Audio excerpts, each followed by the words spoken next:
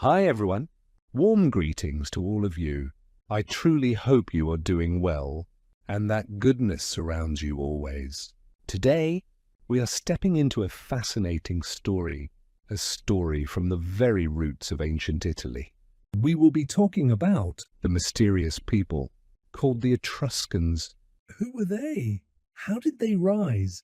And why did they disappear so silently from history?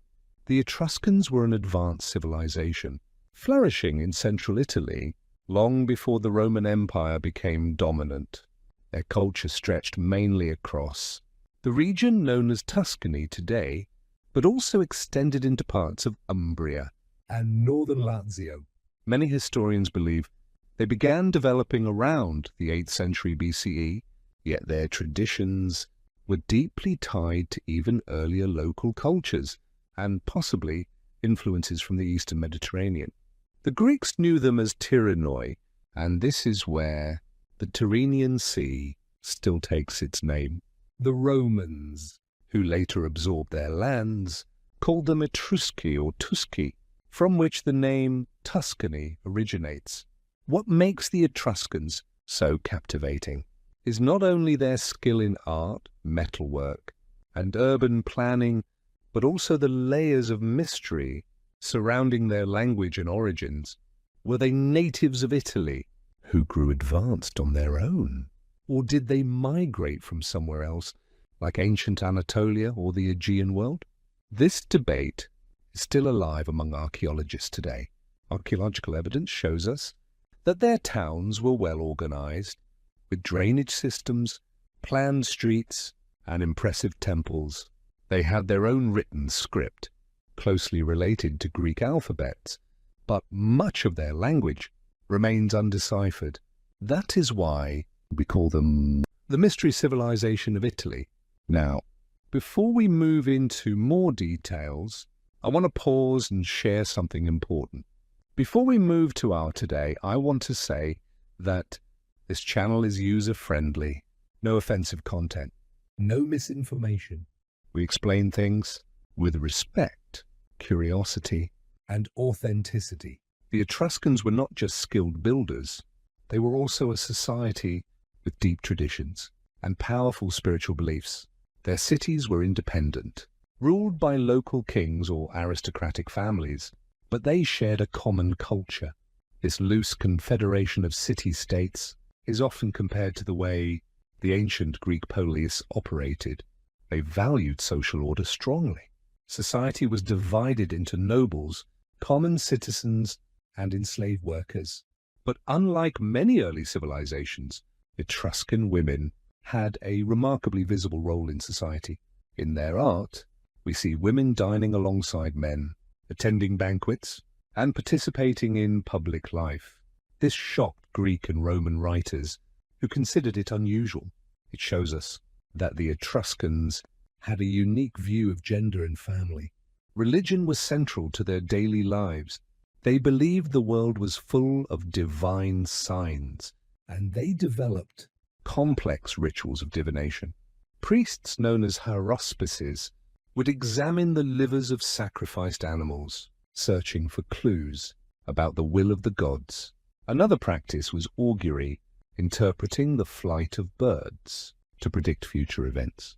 These religious methods later influenced Roman practices, and through Rome, they shaped European traditions for centuries.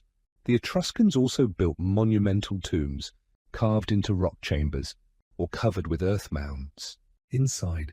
They decorated the walls with vibrant frescoes, showing scenes of music, banquets, dancing, and even athletic competitions. To them, the afterlife was not only about darkness, it was also a continuation of joy, celebration, and community. Their art reveals a love for color, movement, and detail. Even today, The tomb paintings of Tarquinia remain a window into their worldview. The Etruscans were also masters of metal.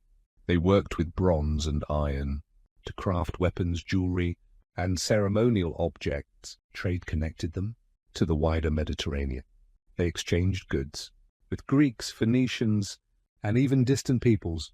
Through these networks, They absorbed ideas and techniques, yet they always gave them a uniquely Etruscan form. This blending of tradition and innovation is one reason their culture continues to impress historians. The Etruscans were not only artists and traders, they were also powerful rulers with strong armies and a strategic vision. Their city-states, though independent, often united in confederations for religious festivals or military defense. One of their most important gatherings was said to be at the Farnum Voltumne, a sacred site where representatives from different cities met for rituals and decisions. Etruscan military power was built on disciplined armies and advanced technology. They made use of iron weapons, organized formations, and fortified cities with strong walls. At sea, they were skilled sailors. Ancient sources describe them as lords of the western Mediterranean. Before Rome or Carthage grew dominant, their influence reached northward into the Po Valley and southward as far as Campania. By the 6th century BCE, Etruscans controlled much of central Italy, and even Rome itself was deeply shaped by them. In fact, some of Rome's earliest kings were of Etruscan origin.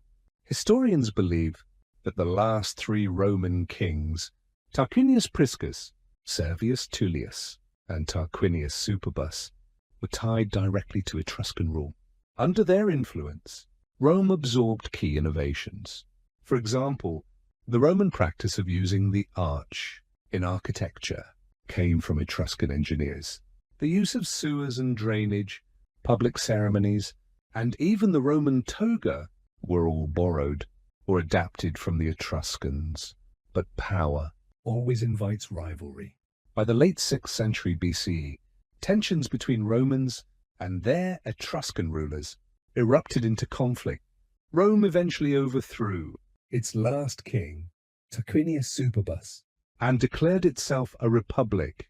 From that moment, the balance of power shifted. The Etruscans still remained influential, but Rome was rising fast. Over the next 2 centuries, Roman armies clashed repeatedly with Etruscan cities. One by one, Etruscan strongholds fell under Roman control. By the early 3rd century BCE, the independence of Etruscan states was nearly gone. Yet even in defeat, their culture lived on, woven into Roman identity itself. The Romans, who were once their students, became their successors. And through Rome, the legacy of the Etruscans traveled far beyond Italy. The decline of the Etruscans was not sudden, but a slow process shaped by wars, rivalries, and changing powers in the Mediterranean. First, they faced pressure from the Greeks, especially after the naval battle of Cumae in 474 BCE, where their fleet was defeated. Later, Carthaginians also competed with them for control of trade routes. But their greatest challenge was the expansion of Rome. As the Roman Republic grew stronger, Etruscan independence weakened. By 396 BCE, the powerful city of Veii fell to Rome after a long siege. Over the next century, city after city was absorbed or subdued. By the early 1st century BCE, Etruscans were fully integrated into the Roman state. Their language faded, their political structures disappeared, and their identity merged with Rome. Yet, their legacy never vanished. Romans inherited Etruscan religious rituals, symbols of authority like the fasces, and techniques in engineering, metalwork, and city planning. Even Roman gladiatorial games may have originated from Etruscan funeral traditions. The arch, which became a hallmark of Roman architecture, was perfected by Etruscan builders first. And some of the earliest Roman roads, which later connected the empire, followed Etruscan designs.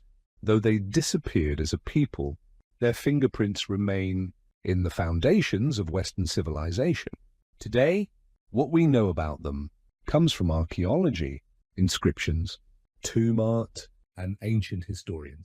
Writers like Livy, Dionysius of Halicarnassus, and Herodotus all gave accounts, though often mixed with myth, Archaeological sites, such as Cerveteri and Tarquinia, continue to reveal treasures, frescoes, and artifacts, offering glimpses into their world. Museums in Florence, Rome, and even the Vatican hold collections that preserve their story. For this reason, the Etruscans remain one of history's most fascinating lost civilizations. All the information we provide comes from verified historical sources, including books, records, and archaeology. Sources used for this episode: Bonfante, Larissa and Bonfante Giuliano, The Etruscan Language and Introduction, Manchester University Press, 2000. Haynes, Sibyl, Etruscan Civilization, A Cultural History, Getty Publications, 2000. Livy, The Early History of Rome, Books 1-5. Dionysius of Halicarnassus, Roman Antiquities, Archaeological Records from UNESCO World Heritage Sites, Tarquinia and Cerveteri. So, if you enjoyed learning about the Etruscans, don't forget to like, share, and subscribe to our channel, Thrones of Knowledge. And remember, press the bell icon so you get notified on time. Finally, suggest us our next topic in the comment section to make our experience together the best.